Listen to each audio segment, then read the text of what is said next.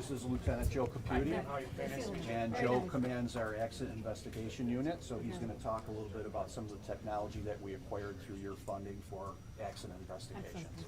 So we did this, the black box, so-called crash data recorder, to fly with the grant. These are all different adapters that go into different vehicles, different models, years, stuff like that. This is what a black box looks like. Every car since 2012 has one of these. When a car gets involved in an accident, just like an airplane, it has a black box, goes back 5 seconds. All the data, steering input, braking, accelerator, throttle, stuff like that. This is the summary up here that prints out. So this was an accident we had on Niagara Falls Boulevard. It shows it 5 seconds before the crash. The guy was going 105 miles an hour. 105 miles an hour. Right. And then it shows him slowing down over the 5 seconds. They hit a concrete barrier at 20:30, the 0-0 mark. So we're able to plug this in, and it pulls all the data right out of the car for us. So before you had this, how did you reconstruct? We were trying to use math. We had like skid marks or evidence or So- stuff like that. This is much So more. this eliminates all that, it's more precise. Yep.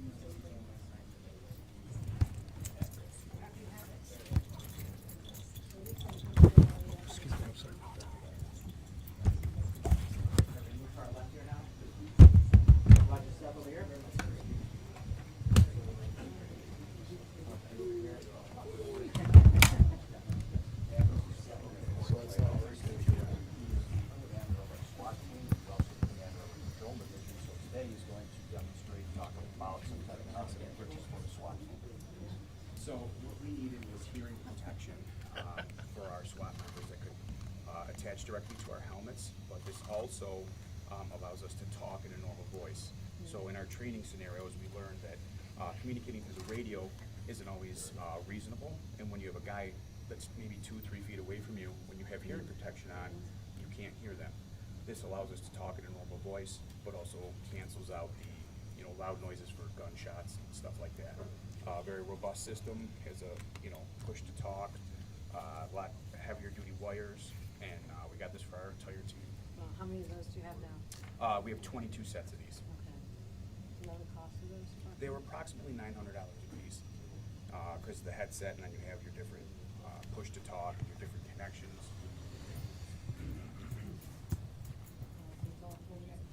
It is, yep.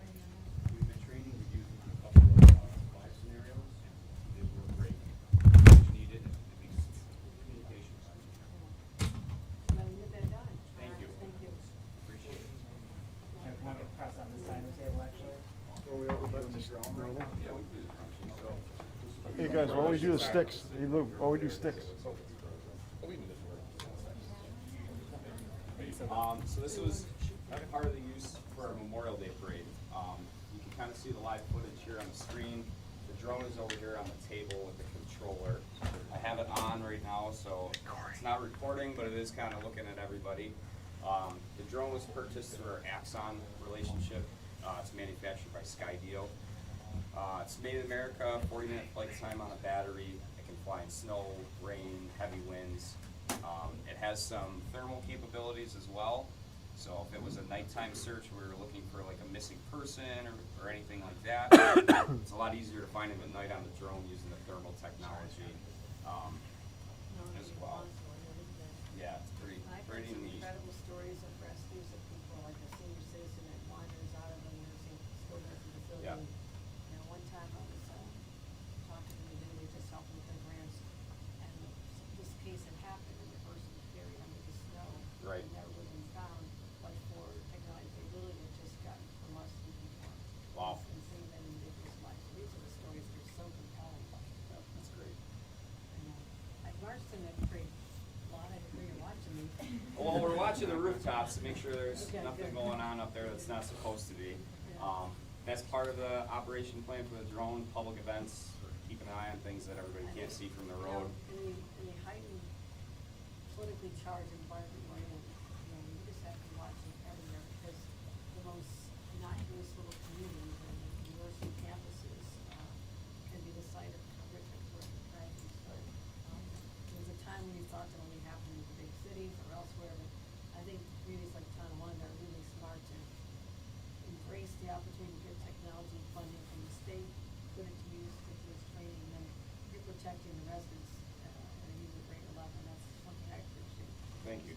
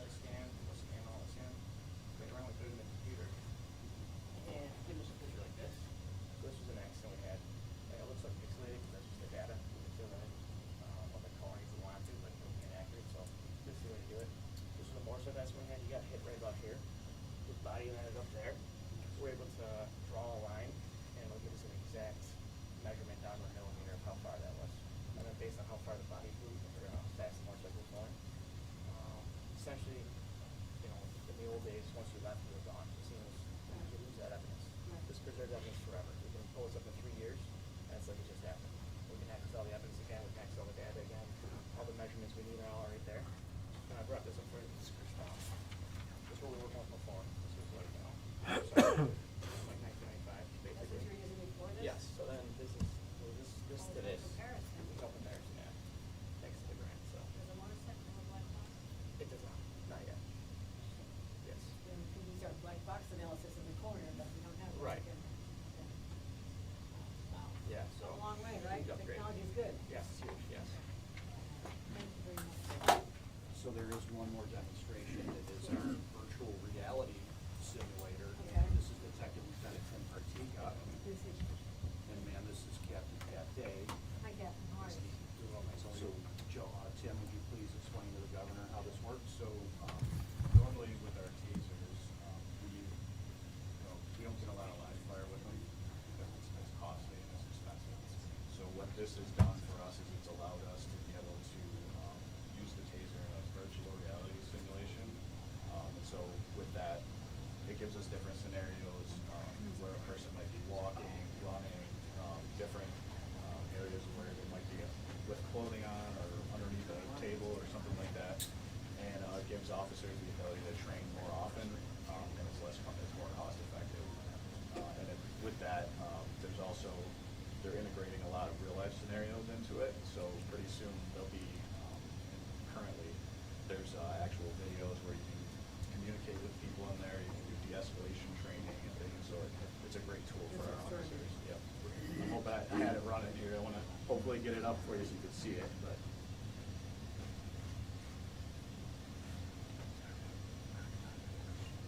Of course, technology doesn't always want to cooperate. Don't tell me that.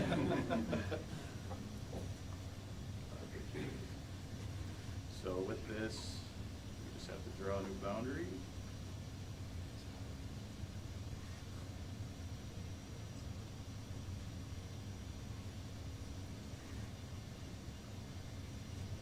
It's not on the screen now. Yeah, I'll have to reconnect it, but I'm gonna do it. Where's the screen? It's gonna be on. Oh, Hopefully you get it to work. It's very impressive. Is part of what he's wearing. There's a simulated taser. It's like a remote control that links with it. It's almost identical to the real taser that we use. It weighs the same, the trigger pull is the same, and there's also a simulated firearm. There are scenarios where you may have to use your firearm. There is emphasis on de-escalation as well, so you can give verbal commands, and the computer may or may not, follow those commands. Looks like it's linking now to.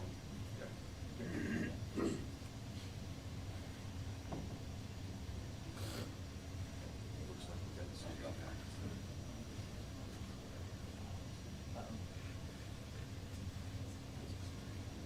Should be casting now. I think we can, yeah. Yeah. we can end it there. There it is. It's almost there. It's It's almost up. there. Sorry, It's coming yeah. up. We're not gonna end it yet. We gotta see this. It's pretty neat. It is very. There we go. So that's what it's looking for. Okay. The governor's just to your left, and just so yeah, so we could do alternate positions, why not?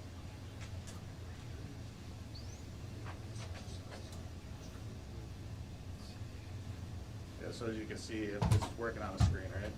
Yes. Okay, so you can see, it'll give you different positions, and you have to actually.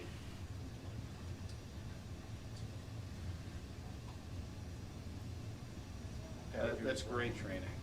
Pat, would you explain what we just witnessed? So that's a simulation of a taser. With the Taser 10, you have to deploy 2 probes at least to get an electrical connection. The green part of that body is the preferred target area. There's heavy muscle mass in those areas, and you want to avoid sensitive regions as well for maximum incapacitation. Right there, that took 3 probes. There wasn't an electrical connection for the first 2, so we deployed a third.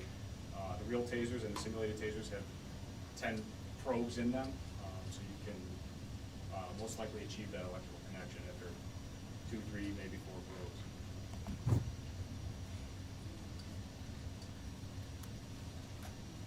So this is your alternative to lethal force, and so a preferred method to use. Yes, yep. Very Yep. impressive. Thank you, Jeff. Thank you. Thank you. Thank you. Did you play video games when you were growing up?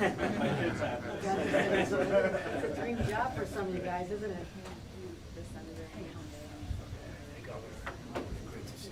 And Chief? Governor. Chief? Yes, sir. That's right. Right there. One little closer. Good morning, everyone. It's been a great homecoming for me. I spent a lot of time in Tonawanda as a Erie County Erie County clerk because we had a DMV office here, right, Carl? Yes, we did. Yes, we did. A lot of time out here providing services to our residents, and so it's great to be back here. And also, I've been touring the state, visiting police departments all over, and we'll talk about the funding from the state and how they're using it for technology. But this is also just an opportunity for me to say thank you to everyone who decides they want to be a member of law enforcement, goes through the rigors of training, is part of a team, an incredible community, and I want to just let them know how grateful I am to all of them for what they do, because of what they do, we all sleep better at night, more safely in our beds, and I'm also grateful to every one of them. Certainly our leadership matters as well. Chief James Stofager, I want to thank him for embracing these opportunities and his overall leadership, but the enthusiasm with which he approached the opportunity to have money from the state and to deploy it for his members to make them even more effective. So thank you, Chief. Someone I've known a long time, Supervisor Joe Eminger, and all your town board members who are here today. Thank you, Joe. Great leadership here. Got to keep it going. What's it? Got to keep it going. Yes, Gotta absolutely. Stick With around. your help. All right. And someone who's going to be ascending to likely a different position very soon, but is our Senator Sean Ryan. I want to thank him for what he does for this community so far in Albany, as well as Assemblyman Bill Conrad, a great champion for this community, and always to have a strong relationship with our district attorney, Mike Kane, and our other county officials who are here. But again, today we focus on the brave men and women of the Tonawanda Police Department. And I know a little bit about police departments since I was a town board member for 14 years, and an important part of our budget was funding our police department as well as hiring the chief and going through the vetting for all of the members of that community. And so it's something I was immersed in for a long time, and that's why it brings to me this sense that for a long time we didn't have as much support from the state as I always thought we should have, and to put on costs to keep up with emerging technologies so we can stay ahead of the criminals has been put on localities, and they just don't have the budgets to do this at the scale that I want them to do. So that's why, based on my personal experiences and personal other elected positions, I knew how important this would be for places like Tonawanda. So I just had an opportunity to check out some of the crime-fighting technology. You know how important this is to me, and we're always, as I mentioned, we're always trying to stay a step ahead of the criminals, but they sure make it hard on us. You saw the announcement from the Tonawanda Police Department. I want to get this out to everybody, that the latest scam is that you could be a victim of a car theft, not from what we talked about a couple of years ago when you can use the charger for your cell phone and literally steal a Hyundai or a Kia. Now they're getting very clever and able to scan your fob and get the information necessary literally from your house. You keep your keys near the door inside. You think your door is locked, but they're able to scan this and to use that to steal your vehicle while you're sleeping. So Tonawanda Police Department, I thank you for sounding the alarm on this. I think this should be all over the state. But also there are ways to have fob protectors that everybody should be employing. Again, that's a lower tech way to do this, but that's what we're up against. We're one step here, and they're always going to try and be a step ahead of us, and that's why technology matters. That's why I've committed $127 million to technology upgrades across the state for law enforcement. Here in Western New York, it's nearly $2 million. And the Tonawanda Police Department, they've received $734,000. And you saw in this room, and I saw outside, very impressive use and decision-making from the entire team on how to use that money in the smartest and best way to protect the residents of this community. So we saw the drones here, the cameras, the SWAT headsets, virtual training sets, and also the 3D crime scene scanner, which is quite remarkable. In just 4 minutes, it absorbs thousands and thousands of data points and can literally recreate a crime scene, which otherwise was done on paper with pens and rulers and trying to estimate rate of speed of the vehicles involved in a crash. And now the police can perform a detailed forensic analysis without even having to return to the crime scene over and over and over, because all that data is captured and analyzed right back here. So it also preserves fragile evidence and allows prosecutors to prevent a detailed visual examination of what really happened on that day. It's just a game changer. So that's just one part of my holistic approach to protecting the public, which is my #1 priority. And in Western New York, we've embraced other strategies, including the Gun-Involved Violence Elimination Initiative, over $6 million allocated to Western New York for programs that are really doing an incredible job reducing gun crimes and shootings and the homicide rate throughout this region. It's making a real difference. We have over $3.2 million for the Snug Street Outreach programs. And I became familiar with this years ago as a county official. In fact, my husband was a prosecutor, a violent crime prosecutor, before he became U.S. attorney. And he knew many of the individuals who were, some of them had former run-ins with the law or had done some time in prisons, and used their experiences to come out and be part of an organization that we're funding that allows them to be the trusted individuals in a community to help young people in particular find a more productive, safer path forward. And so this is really important to me to keep supporting those violence disruptor programs. We allocated $2 million for Project Rise, and that provides mental health services and mentoring and other services really for a lot of people, again, with the idea of keeping people away from violence. And our Crime Analysis Center, the Erie County Crime Analysis Center, $1.5 million for that. That's one of 11 crime analysis centers. There just had been a few when I first became governor, and I realized it's all about connecting the dots and sharing information in real time. That's how we can bolster up our defenses for people across the state. And we're continuing to be able to crack some of our toughest cases and making sure that we also look at our laws. We heard a lot about the need for changes in our laws. We had to toughen up our bail laws, not 1 year, but 2 consecutive years. I had to go back and say, listen, I understand the philosophy, the attitude behind the changes, but we have too many people that are committing crimes that are getting out without consequences, and that's not how you keep a community safe. We also had to change more recently our discovery laws, because our prosecutors will tell you, the police does their work on the ground. They build pretty much an ironclad case and have all the evidence. But right when it gets to court, the judges had their hands tied behind these, because of these laws passed, that literally cases are being thrown out on technicalities. That if there was a piece of paper as well as a digital copy of some evidence and you did not provide both, even though they're duplicative, a case could be thrown out on that alone. Domestic violence cases. We were finding out that 94% of domestic violence cases were being thrown out before that victim even had her day in court because of the technicalities involved here. So we changed all that. You're going to see a major difference over the next year, and I'm proud to see that, and our prosecutors will be employing that along with additional money we've provided our prosecutors. And stronger red flag laws. This is how you have that early warning system based on what someone has said to a classmate in school or telegraphed to a teacher, or what they're doing online. And our monitoring of online speech is robust.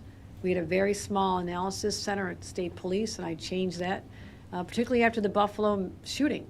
I went back to my team and said, what could we have done? What does the state have to do now to at least try to identify perpetrators who feel, in this case, were radicalized online to a philosophy of hatred and willing to drive 3 hours to slaughter individuals who are doing nothing more than grocery shopping. I use that example all the time of how we sat down and said more has to be done, and toughening up our red flag laws has made a huge difference in getting guns out of the hands of individuals before they harm themselves or others. And let's look at Tonawanda. Again, congratulations. Index crime is down 11%, not over years, but just since last year alone. Violent crime, down 36%. This is extraordinary. This is extraordinary. When people know this, it does bring a higher sense of security, that basic sense of security that everybody deserves to have. And let's zoom out and look at all of Erie County. It's a very similar story, actually similar all across the state. Index crime, Erie County down 13%, murders down 23%. And basically, I'm just going to wrap up with this. This is how you fight crime. You fund the police at record levels. My administration in 4 years has allocated nearly $3 billion for law enforcement. That's unprecedented, but it's making a difference. Equipping them with the best police technology, improving coordination between agencies, which was not happening before, and again, engaging young people before they find themselves on the wrong path, and finally, passing or changing laws that need to be changed just to have more common sense in our criminal justice system. So that's how we're going to keep doing it. Now, I also want to show a contrast from what is going on here in the state of New York with what we're seeing in Washington. It was very disturbing to me to see there had been a reallocation of law enforcement resources at the federal level. FBI agents, DEA agents, being redeployed to become ICE agents. I'm not sure how using ICE agents to go into small businesses like I visited earlier last week, or to be going to our schools or places of worship or around our courthouses, people who've been living here a long time. You hear stories, people have been here 20, 25 years, contributing members of our community, working hard, making a difference. How redeploying money from fighting criminals and fighting terrorists to those activities, how that makes us safer. Well, it doesn't. It does not make us safer. And separating kids from their parents does not make us safer, or nor cutting this money for public safety does not. Just this year, Homeland Security slashed $87 million from counterterrorism dollars. Every community is vulnerable, whether it's cybersecurity, cyber terrorism, or real in-person threats. Why'd they do that? $87 million less we have in New York State than we had the year before. That's a 40% cut right here in Western New York. Does anybody feel safer now? 40% cut in federal resources to help keep us protected from terrorism. Now, what does that mean? It's bomb squads, tactical teams, K-9 teams, and hazardous material response units that will not have the funding that they've relied on in the future. So I'll close with a simple message to Washington. If you're serious about law and order, if you're serious about keeping America safe, then look what we're doing in New York. We're funding law enforcement at higher levels.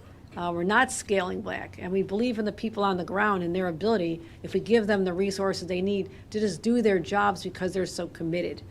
So I say we should work together with Washington, find a path forward, but please restore the funding that's been cut. So we've come a long way, but you'll never hear me say that mission accomplished or done, because one crime victim is one too many. But I'm here to just, again, thank the leadership, thank all the members of this incredible, extraordinary police department and the elected officials who are here, but also to remind people what's working. This is what's working. The dollars are what's working, and the people behind me are working every single day to keep us safe. And I want to say thank you to all of them. Thank you very much. And with that, I'll turn it over to our Chief of Police. Thank you, Governor. All right, good morning, everyone. Good morning. So first, there are over 500 police agencies in New York State, and it is my distinct honor to welcome you, Governor Hochul, and for selecting us as one of those agencies to visit here today. Thank you very much. There's your unwavering support for law enforcement throughout our state is incredible. Thank you for that. And as we all know, public safety is, of course, a priority for any thriving community. Governor Hochul recognizes that. And under your leadership, we're reminded that our law enforcement agencies are not only a vital partner in ensuring safety, but also essentially fostering trust within our communities and collaboration with our neighborhoods. And your commitment to the men and women of this police department itself is not going unnoticed, and we are truly grateful. Thank you, Chief. Thank you. And today, I would like to emphasize the vital role of this state's law enforcement technology program funding provided through your administration. It has enhanced our operations, and as the governor mentioned, we received $734,000 through your funding. I wish I would have asked for more. I'm sure you would have given it to me. There's always next year, Chief. There is, yes, ma'am. So this equipment and these tools are actually lifelines that enable our officers to serve and respond more effectively in the complex world in which we live in today. And with these advancements, we can improve our response times, boost our operational efficiency, and ensure the safety of both our residents and our officers. And with the funding that you provided us, we talked a little bit about this, but there were 24 advanced communication headsets purchased for our SWAT team, 25 computers for our department vehicles, the drone that we use in tactical operations, community events, accident investigations, and the search for missing persons, body-worn cameras, the virtual reality training equipment, and the accident investigation technology, including the 3D scanning instrument and black box crash data recorder. Plus, we are currently in the process of purchasing new and improved surveillance cameras for within the police department. And in a time where the challenges we face seem to multiply daily, we must adapt to better protect our communities. The equipment and technology funded by your grant allow us to do just that. It equips our officers with the necessary tools to meet the demands of modern policing, enabling to focus them on their primary mission and keeping our streets safe and our residents secure. Your continued support, Governor, with to those who are sworn to serve and protect speaks volumes about your dedication to our communities. It's not just about providing resources, it's about empowering us to deliver results that really matter. So I think that you really understand the importance of equipping our departments with the tools required to respond effectively and efficiently, and for that, we thank you. And as we move forward, we're excited about the possibilities that lie ahead for us. And with your support, we're not just keeping pace with the evolving landscape of public safety, we're leading the charge in innovative solutions that drive positive change in our communities. Once again, Governor Hochul, thank you for your steadfast commitment to law enforcement, for prioritizing public safety, and for being an advocate for our officers and the communities they serve. And together, we're going to continue to build a safer and more secure future for all who call Town of Tonawanda home. Thank you. Thank you, ma'am. Invite our Supervisor, Joe Eminger, to say a few words. Thank you. Thank you, Governor. I think it's only fitting today that we are gathered here in our Frank Fonner Public Safety Building. Officer Fonner is the only officer who was killed in the line of duty in the town of Tonawanda. It happened over 100 years ago in 1923.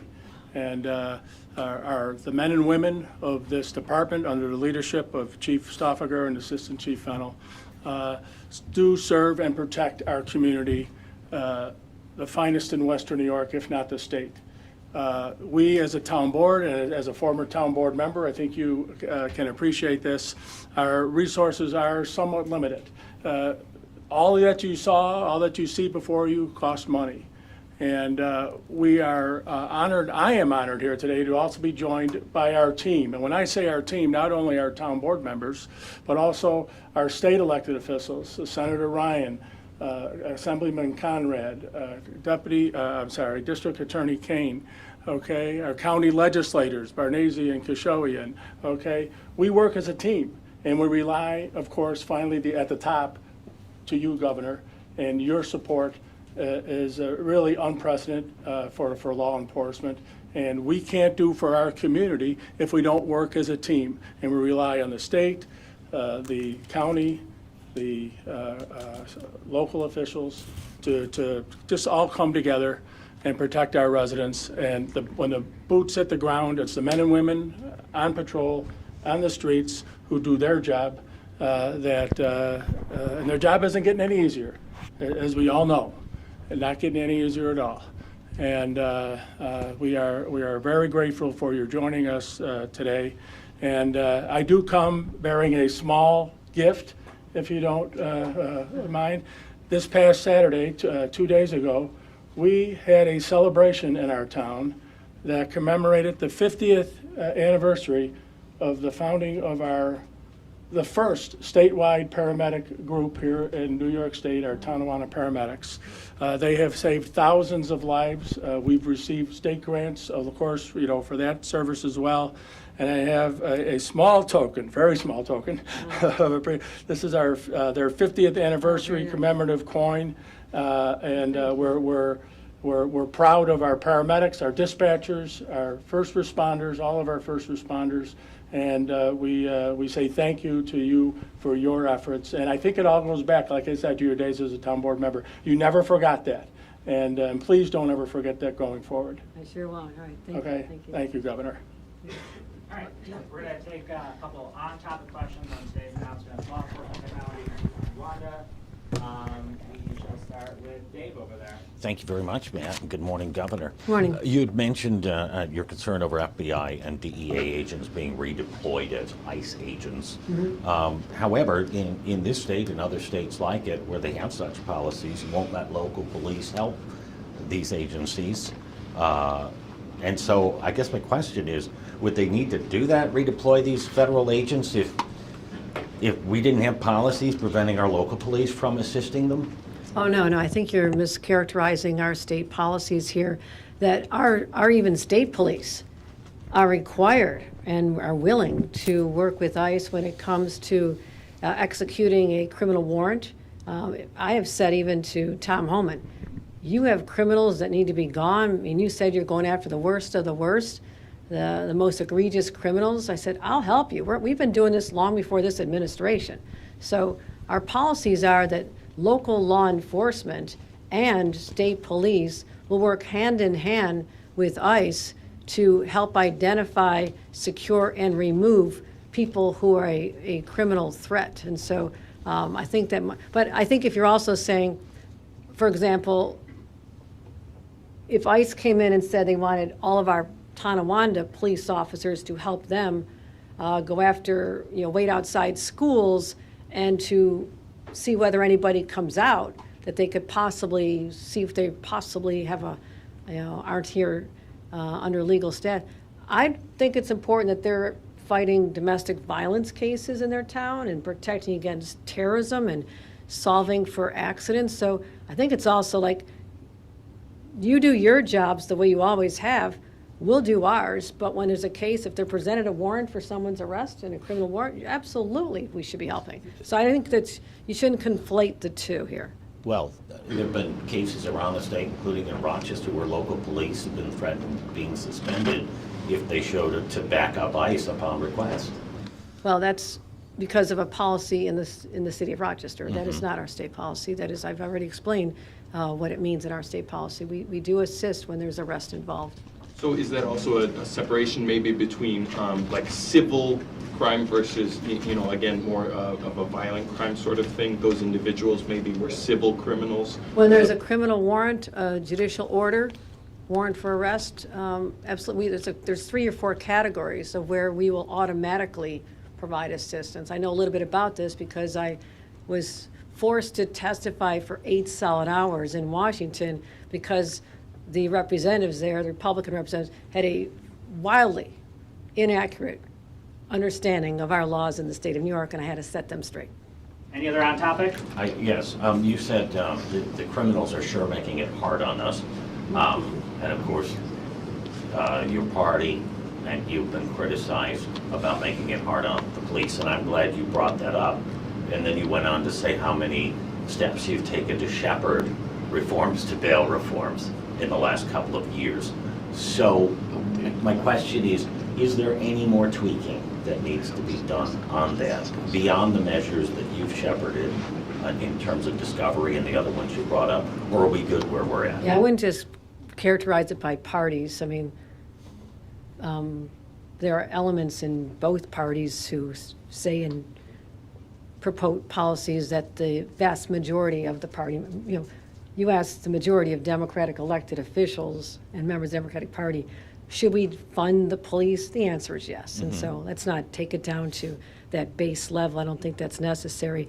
I think what we're doing now is continuing to bring in the resources and looking at laws always. I'm always willing to look at laws. I'm the governor who've had to go in and undo a lot of things that were, again, good intended, well intended, but did not foresee down the road the implications and the collateral damage to communities that are really those where the most crimes are being committed were left unprotected because of some of these laws. And so I had to go in and expend an enormous amount of political capital my first couple of years as a governor and get them right. But I think even the discovery laws, those were just only a few months old.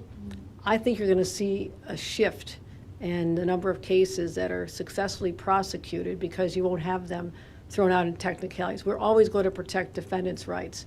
And if there's exculpatory evidence, they're required to turn it over. Correct, Mr. DA? Yes, Your Honor. Absolutely correct, required to turn that over. Yes. But, do you want to describe for a second what it was like under the current laws until we change the discovery laws? I think you're going to see a lot more cases successfully prosecuted when there is really evidence that someone has committed a crime. That's how you protect the community. So I think we're going to let this, for the near future, let some of these laws play out. And again, I don't think you can argue with the numbers here either.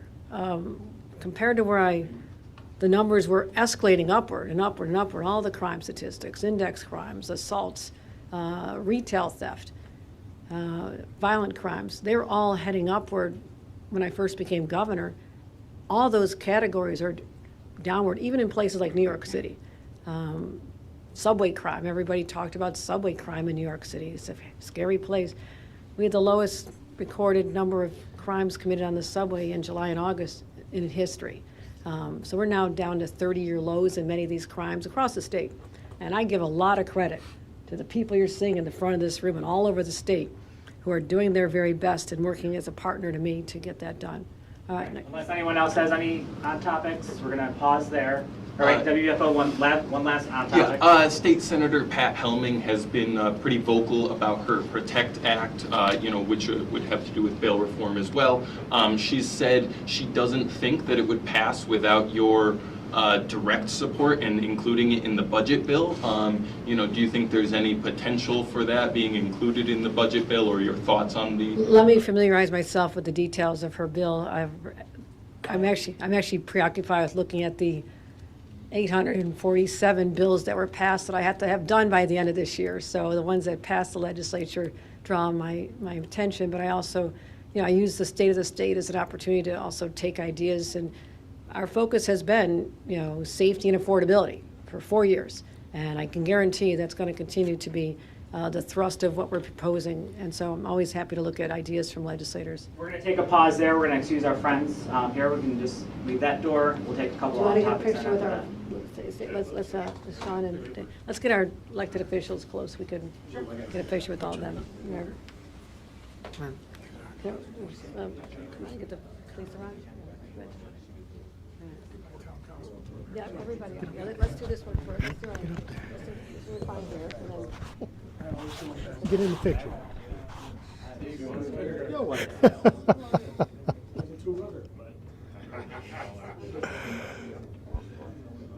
Let's get our town officials, our county officials. Come on, a little closer. Come on, everybody.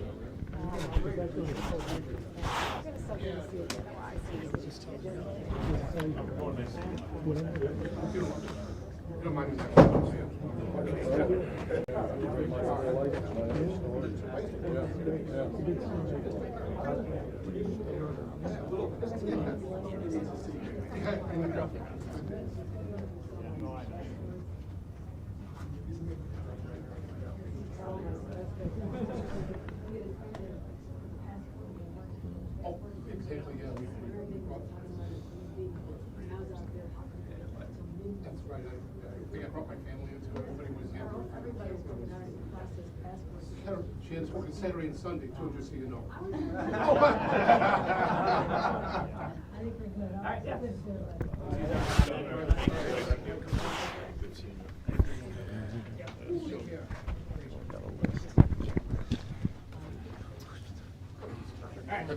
Thanks, Carol. We got, We're gonna can I take get time some, for like 2 off topics. can I get some water from Elizabeth? Yeah, with water.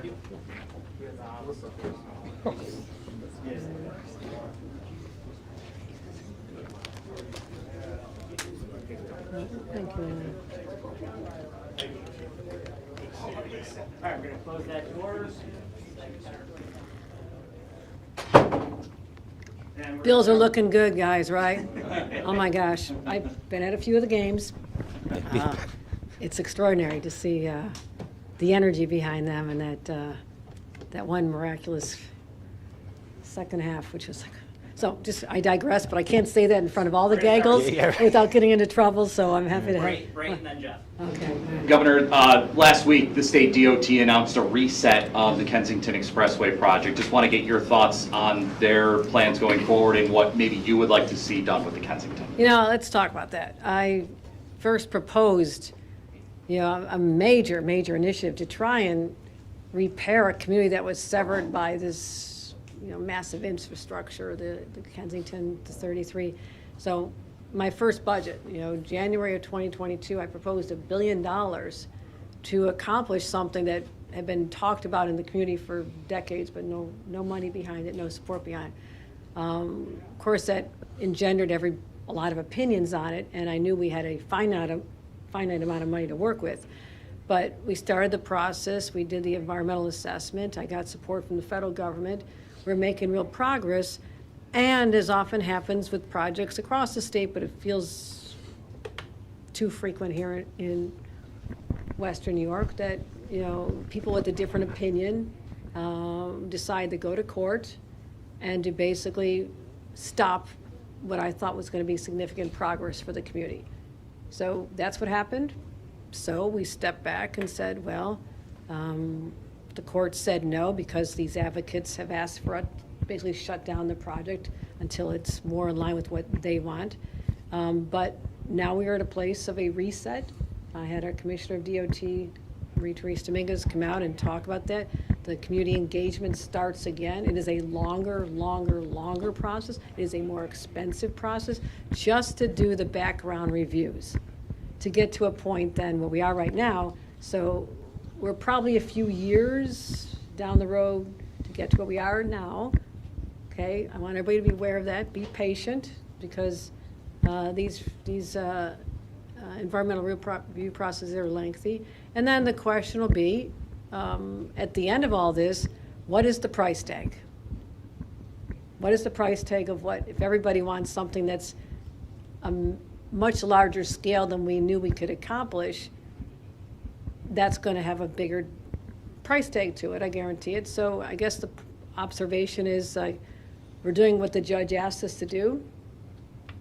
We're heading down that path, but I just caution everybody to know it's a longer path and will ultimately be a more expensive path than where I thought we could be at this point, which was actually driving some real results for the community.